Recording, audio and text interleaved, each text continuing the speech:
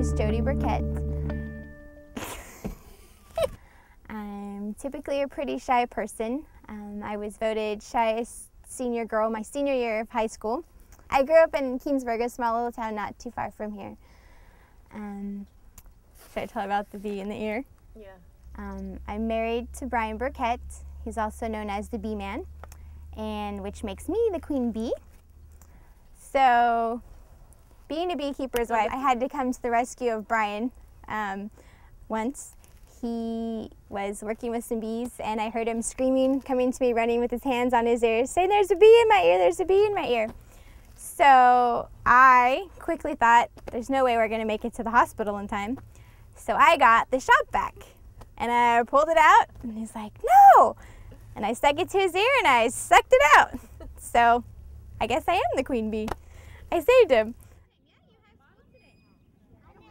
Currently, Brian and I don't have any children, but I am known as Auntie JoJo to about 10 kids, all of which I would claim as my own.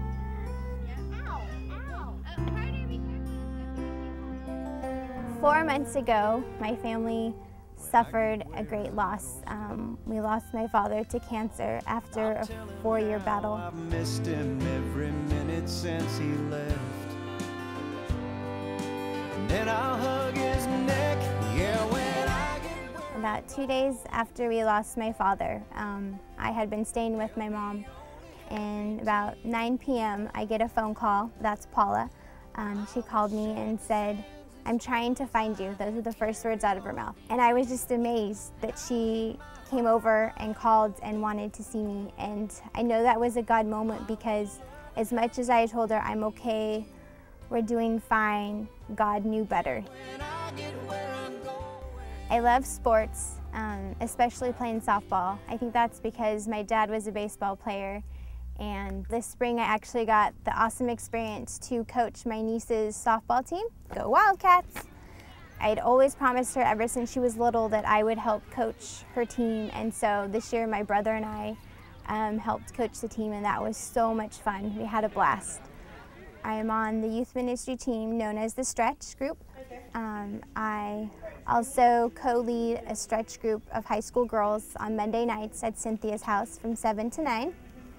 Usually there's chocolate, but I forgot it. Marcus was talking about his birthday, that he's going to have his license on his birthday, and I was like, "Oh, that's my sister's birthday." Growing up, my family and I didn't attend church together. However, my parents always made sure that my brother and I were involved in Sunday school and all the church activities at our local neighborhood church.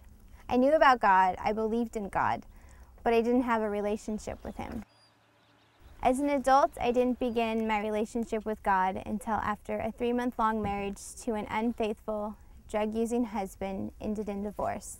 As you could imagine, I was completely devastated and hurt, as having no clue that any of this had been going on for the entire length of our relationship. Feeling hurt, alone, robbed, lost, rejected, I moved back home with my parents at the age of 21. It was then that I turned to God and asked for help, and I prayed to Him to help me get through each day, and even asked Him that the next man that He bring into my life be a man of God. And about 3 years later, that's when Brian entered my life. Having God as a foundation is what helped me get through everything. Had I not believed in God, or had I not turned to God, I don't know where I would be. So I'll stand with my face to the wind